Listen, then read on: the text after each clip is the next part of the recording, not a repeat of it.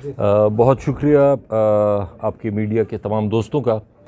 सबसे पहले तो अल्लाह ताला का बहुत ज़्यादा शुक्रिया, अल्लाह ताला का शुक्र है कि इतने मार्जिन से हमें लीड मिली इस हलके में। पूरे मर्दान में आठों की आठों सूबाई सीटें, तीनों की तीनों कौमी सीटें ये पाकिस्तान तहरीक इंसाफ को मिली हैं। ये बहुत बड़ा अल्लाह ताला का शुक्र है। अच्छा, दूसरी बात जो इलेक्शन कैंपेन के हवाले से है, वो तो देखें, आपको पता है कि ये तारीख़ में पाकिस्तान में जो भी इलेक्शंस होते हैं उसके ऊपर धांधली के इल्ज़ामात लगते हैं, लेकिन ये पहला इलेक्शन था तारीख़ का जो कि इलेक्शन होने से पहले ही वो उस पर इतने ज़्यादा एतराज़ात और हर एक तरफ से, चाहे वो कैंडिडेट्स की तरफ से हों, चाहे वो जिस तरीके से हों, सारा आप लोगों को मीडिया के सामने है। तहरीक इंसाफ ने जिस तरह से इलेक्शन लड़ा है वो आपके सामने है। उसके बावजूद भी मैं ख़ुद ज़ाती तौर पे नहीं था इलेक्शन कैंपेन में, क्योंकि केसेस थे, नहीं छोड़ा जा रहा था, ज़मानतों के लिए भी बहुत ज़्यादा प्रॉब्लम्स थे, बहुत ज़्यादा केसेस थे। लेकिन इलेक्शन आप कह रहे हैं कि कैसे जीता? इलेक्शन तहरीक इंसाफ के वर्कर्स ने जीता है, कैंपेन उन्होंने की है। और हर एक ने, जब मुझे पता चलता था मैसेजेस से, मोबाइल वीडियोस से, मुझे ऐसे लगता था हर एक आदमी ऐसे भाग दौड़ कर रहा है जैसे उसका सगा भाई खड़ा हो। और सारों ने इतनी मेहनत की और इतना जज्बा, जुनून मेरे ख़्याल में मैंने तारीख़ की कभी इलेक्शन में नहीं देखा। और ख़ुसूसन मेरी सीट के हवाले से तो मर्दान के शहरियों ने रिकॉर्ड कायम किया है कि कैंडिडेट ख़ुद था ही नहीं, मौजूद ही नहीं था, और उसके बावजूद भी इतनी बड़ी लीड से जितवाना, ये मर्दान के अवाम का बहुत ज़्यादा मैं शुक्रिया अदा करता हूँ। और इमरान ख़ान के साथ, तहरीक इंसाफ के साथ उनकी जो मोहब्बत है, या जो वो उनके स्टैंड के साथ जो इमरान ख़ान ने लिया है, उनके साथ ये लोग भी खड़े हुए हैं, पूरा मर्दान खड़ा हुआ है, और हमने पूरा मर्दान क्लीन स्वीप कर दिया है अल्हम्दुलिल्लाह, अल्लाह के फ़ज़ल से। तो सूबे में तो अल्हम्दुलिल्लाह कोई भी मसला नहीं है। ये सूबे की तारीख़ में पहली दफ़ा, तीसरी दफ़ा कंसेक्यूटिवली, मतलब पहले जो मेजॉरिटी थी कोalition गवर्नमेंट थी, फिर दूसरी दफ़ा जब PTI को वोट मिला आवाम की तरफ से, खैबर पख्तूनख्वा की तरफ से, वो उससे ज़्यादा था। अभी इस दफ़ा जो मिला है तकरीबन कोई 90 के करीब, 115 में से 90 के करीब हमारी सीटें कंफर्म हो गई हैं। तो ये अगर आप मेजॉरिटी देखेंगे तो 2/3 से भी ज़्यादा कोई मेजॉरिटी है। इतनी तो मेरे ख़्याल में तारीख़ में कभी सूबे में नहीं आई। कल इमरान ख़ान साहब ने अली अमीन साहब का नाम नॉमिनेट किया है उनको CM की सीट के लिए। मैं उन्हें मुबारकबाद पेश करता हूँ, क्योंकि इमरान ख़ान साहब हमारे लीडर हैं और उनकी मर्ज़ी है, जिसको चीफ़ मिनिस्टर बनाना चाहता है वो बनाए। और मैं अपनी तरफ से अली अमीन साहब को भी पूरी उनकी जो काबीना बनेगी, ये हमारे MPA साहबान बैठे हुए हैं, कि जो आवाम की तवक्कुआत हैं, सूबे की जो तवक्कुआत हैं तहरीक इंसाफ से और काबीना से, अल्लाह करे कि वो तमाम तवक्कुआत पे पूरे उतरे इंशाअल्लाह। बाकी गवर्नमेंट की बात है, जो देखें, इतनी इसमें कोई मुश्किल बात नहीं है। एक होता है फॉर्म 45 और एक होता है फिर फॉर्म 47। पोलिंग स्टेशंस में जितने भी होते हैं वोट्स, वो गिने जाते हैं। वहाँ तक इलेक्शन ठीक हुआ है, पोलिंग डे पे बिल्कुल ठीक हुआ है, लोगों ने वोट आके अपना डाला है, वो गिना भी गया है, वो फॉर्म 45 में आया भी है। लेकिन फॉर्म 47 में और फॉर्म 45 में बहुत ज़्यादा फ़र्क है। इसमें मेरी सुपीरियर जुडिशरी से, सुप्रीम कोर्ट से, इलेक्शन कमीशन की मैं क्या बात करूँगा, लेकिन अगर वो भी अपनी खोई साख को बहाल करना चाहते हैं तो अभी भी टाइम है। सिर्फ इतना कर लें कि फॉर्म 45 उठाएं, उसमें हर एक कैंडिडेट के कितने वोट हैं, और दूसरी साइड पे फॉर्म 47 उठाएं। उसमें जो होगा, हम तो कोई ज़्यादा कुछ नहीं मांग रहे हैं, हम तो और कुछ भी नहीं कह रहे हैं। हम तो ये कह रहे हैं कि फॉर्म 45 भी सरकारी कागज़ है और फॉर्म 47 भी सरकारी कागज़ है। इन दो सरकारी कागज़ात को कंपेयर करें, अगर उनमें फ़र्क है तो जिसमें फ़र्क है, जो जीत गया है, اس کو ڈکلیئر کر دیں. ہم تو اور کچھ بھی نہیں چاہتے. ہم یہ نہیں کہتے کہ جی کوئی فیور مانگ رہے ہیں, کوئی احسان مانگ رہے ہیں اپنے اوپر. صرف اتنا کر لیں کہ فارم 47 کا ٹوٹل اور فارم 45 کا ٹوٹل یہ صرف چیک کر لیں. اگر ٹیلی ہوتے ہیں تو ٹھیک ہے, اگر نہیں ہوتے تو وہ سیٹیں پاکستان تحریک انصاف کو دی جائیں. تو جو جماعت اسلامی کے ساتھ آپ کو پتہ ہے کہ تحریک انصاف کے تو جس طریقے سے ہم لوگوں نے الیکشن لڑا ہے یہ ہمارے سارے دوستوں کو پتہ ہے. جو مراحل بیچ میں گزرے ہیں, چاہے وہ ورکرز کے اریسٹ ہونے سے لے کے پھر کینڈیڈیٹس کے اوپر جو پریشر رہے ہیں, ایڈمنسٹریشن نے جو ایک پارٹی کو سپورٹ کرنے کے لیے اور تحریک انصاف کو دبانے کے لیے جو کیا ہے وہ سب کے سامنے ہے.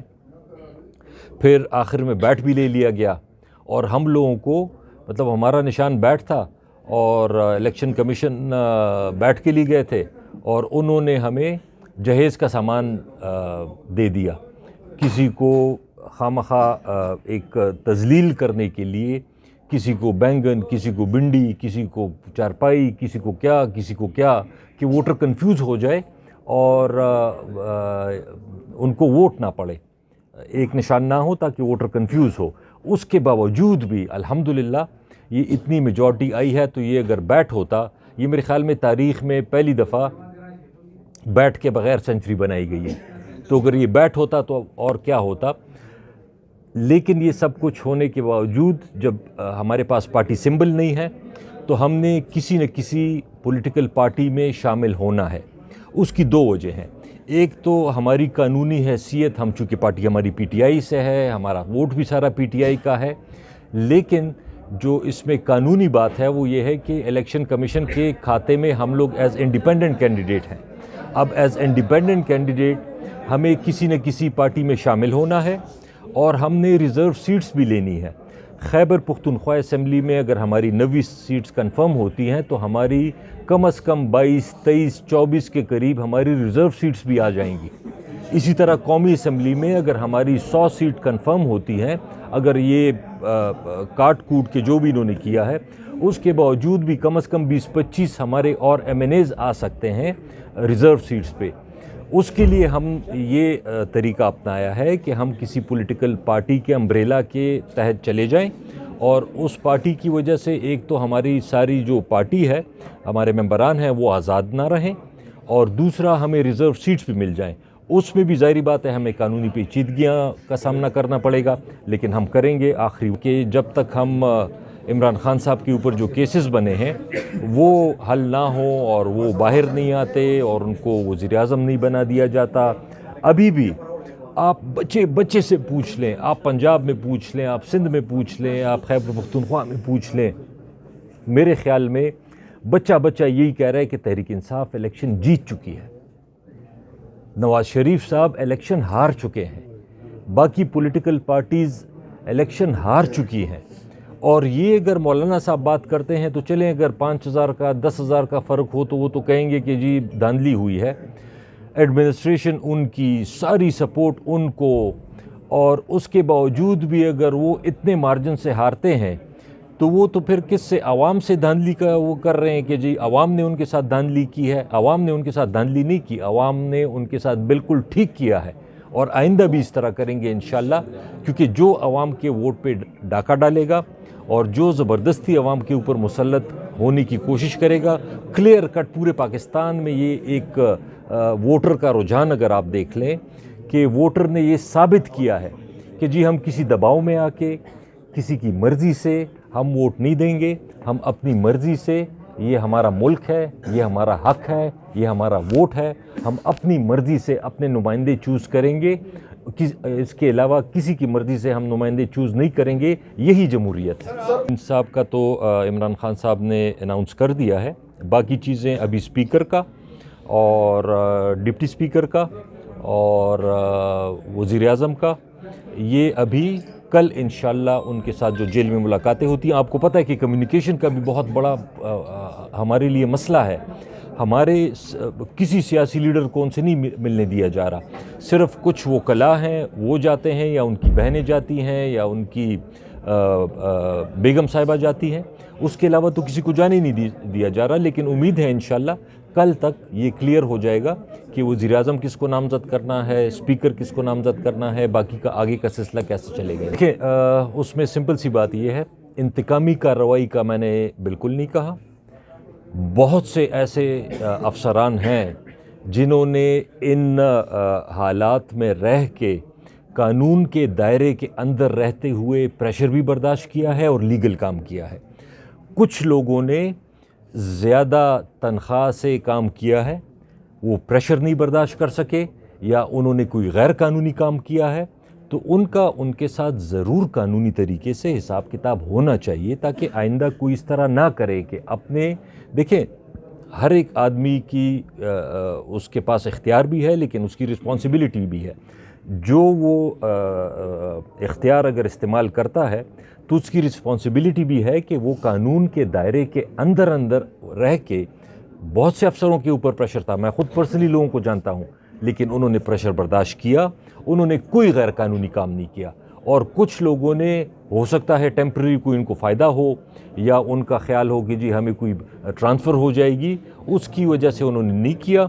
उनके ख़िलाफ़ कानूनी कार्रवाई ज़रूर होनी चाहिए जिन्होंने गैर कानूनी काम किया है। सेहत कार्ड है वो मेरे ख़्याल में हर एक शहरी के लिए, ख़ुसूसन गरीब शहरियों के लिए, वो तो आप उन लोगों से पूछे जिनके जेब में 1000 रुपये नहीं होते और 10 लाख तक का वो इलाज फ्री करवा लेते हैं।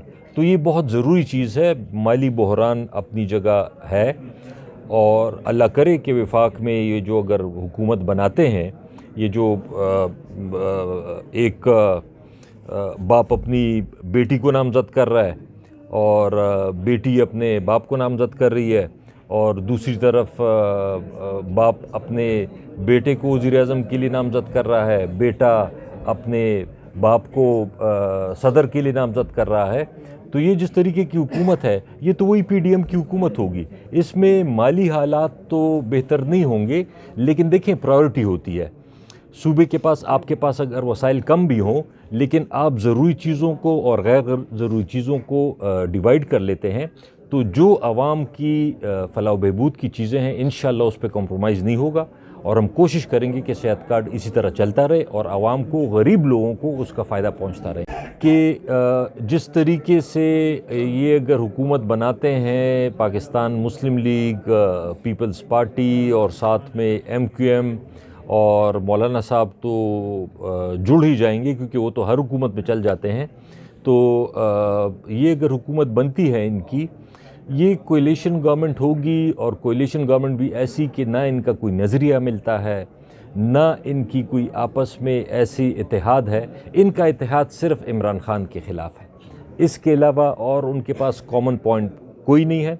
इमरान खान के ख़िलाफ़ और अपनी चोरियां बचाने के लिए 1200 अरब रुपए इन्होंने, ये आपने पिछले 16 महीने में देखा कि रोज़ाना नैब एक को बरी कर रही है, दूसरे को बरी कर रही है, एक को ज़मानत मिल रही है, दूसरे को ज़मानत मिल रही है। तो ये सिर्फ मिला के इन्होंने अपने केसेस ख़त्म किए हैं। लेकिन मैं अगर थोड़ी सी बड़ी बात करूं, वो ये है कि माशी हालत मुल्क की तभी अच्छी होती है जब पॉलिटिकल स्टेबिलिटी हो। जब तक पॉलिटिकल स्टेबिलिटी नहीं होगी, उस वक्त तक ना बाहर से इन्वेस्टमेंट आएगी, ना पाकिस्तान के अंदर के लोग इन्वेस्टमेंट करेंगे। कि उनको ये पता है कि यार ये तो कोएलिशन गवर्नमेंट है, पता नहीं ये साल चलती है, 2 साल चलती है, तो थोड़ा इंतज़ार कर लेते हैं। जब कोई स्टेबल गवर्नमेंट आएगी तो उसके बाद हम आगे जाएंगे और हम अपनी इन्वेस्टमेंट करेंगे। बदकिस्मती है, अल्लाह करे अभी भी ऐसा हो, और अगर ये अवाम के मैंडेट के ऊपर इस तरह का ना डाला जाता डाका कि रात को कोई 50,000 से जीत रहा है, अगली सुबह वो 40,000 से हार रहा है, जो जीत रहे हैं वो भी हैरान है। कई लोगों ने तो जमात इस्लामी के जो कराची के अमीर हैं, उन्होंने तो अपनी सीट वापस कर दी। 1-2 और हजरात ने भी, जिनमें कम से कम इतनी अखलाकी जुर्रत थी। मुझे पता है कि मैं 1 लाख वोटों से हार रहा हूँ और मुझे कोई 50,000 वोटों से जितवा रहा है। मुझे भी पता है कि मैंने ये वोट नहीं लिया, और आवाम को भी पता है कि उन्होंने ये वोट नहीं दिया। تو اس سے زیادہ اخلاقی گراوٹ کیا ہو سکتی ہے کہ لوگوں کو پتہ ہو. نواز شریف صاحب کا ایک سیٹ دیکھ لیں, مانسیرے والا, وہ ہار گئے, ابھی ان کو جتایا جا رہا ہے. ایک اور سیٹ لاہور کی, وہ ہار گئے ہیں, ان کو جتایا جا رہا ہے. اسی طرح خواجہ آصف کی, اسی طرح. دیکھیں یہ لوگوں کی نفرت ہے. وہ جب ان لوگوں کو دیکھتے ہیں آپس میں اور پھر وہ سوچتے ہیں کہ جی وہی لوگ ہیں, یہ پھر سے آ کے ہمارے اوپر مسلط ہوں گے, پھر سے وہی حرکتیں کریں گے. تو لوگوں کی نفرت ہے. لوگوں نے نفرت کی شکل میں ان سے اپنی غصہ نکالا ہے, بڑاس نکالی ہے. اور میرے خیال میں تو اگر عوام کے مینڈیٹ کا احترام نہیں ہوتا تو پھر یہ الیکشن کرانے کا بھی کوئی فائدہ نہیں ہے. پتہ نہیں 50-60 ارب روپے اس غریب قوم کے لگے ہیں, تو اگر اپنی مرضی کا ہی نتیجہ نکالنا ہے تو پھر الیکشن کیوں کراتے ہیں؟ پھر تو بس ایک نوٹیفیکیشن کر دیں, فلانا وزیر اعظم ہو گیا, فلانا. دیکھیں اس کا تو ظاہری بات ہے, فگرز تو مجھے نہیں پتہ, وہ تو فائنانس والوں کو پتہ ہوں گی. لیکن اگر بہت سے ممالک مقروض ہوتے ہیں, لیکن مقروض ایک یہ ہوتا ہے کہ آپ قرض لے کے اس سے کاروبار شروع کریں, اور ایک قرض یہ ہوتا ہے کہ آپ اس سے عیاشی کریں. اگر آپ قرض لے کے کاروبار کرتے ہیں اور اس سے لوگوں کا بھلا ہوتا ہے, آپ کا بھی بھلا ہوتا ہے, اس میں کوئی دنیا میں کوئی یہ برائی نہیں ہے. اگر ہمارے صوبے نے لونز لیے ہیں اور اس سے مثال کے طور پہ اگر سوات موٹر وے بنا ہے, BRT بنا ہے, یا اور اس طرح کی چیزیں جو کہ عوام کے فلاح و بہبود کے لیے ہوں, اس میں کوئی برائی نہیں ہوتی. یہ دنیا کے ہر ملک میں ہوتا ہے. لیکن قرض لے کے اس کو کھا جانا یا اس کو باہر اپنے اکاؤنٹس میں ٹرانسفر کرنا, اصل غلط چیز یہ ہے. ابھی ہمارے بہت سے دوست کچھ جیلوں میں تھے, کچھ روپوش تھے, تو ہماری تو وہ کوارڈینیشن بھی اس طرح کی نہیں ہوئی تھی. ابھی الحمدللہ جیسے میری ضمانت ہو گئی ہے کل, اسی طرح باقی کافی لوگوں کی بھی ضمانتیں بھی ہو جائیں گی, کچھ ہو گئی ہیں. باقی لوگ MNAs الیکٹ ہوئے ہیں, MPAs الیکٹ ہوئے ہیں, کچھ جیلوں سے انشاءاللہ نکل آئیں گے. تو پھر یہ ابھی ہم بیٹھ کے فیصلہ کریں گے کہ ہم نے آگے کرنا کیا ہے. اگر اپوزیشن میں بیٹھنا ہو وفاق میں تو ہم نے کیا کرنا ہے, عمران خان صاحب کی رہائی کے لیے کیا کرنا ہے, اور لیگلی اس جنگ کو ہم نے آگے کیسے بڑھانا ہے. تو انشاءاللہ وہ تو آپ کے سامنے ہی ہے کہ جی 5 دن کے اندر عمران خان صاحب کو شاید 30-32 سال قید سنائی گئی ہے. ایک دن 17 سال, دوسرے دن 14 سال, تیسرے دن 10 سال, اور اسی طرح ان کی اہلیہ کو بھی سزائیں سنائی گئی. اب اس کی ٹائمنگ آپ دیکھ لیں کہ الیکشن سے آپ 5 دن پہلے اس قسم کی سزائیں سناتے ہیں.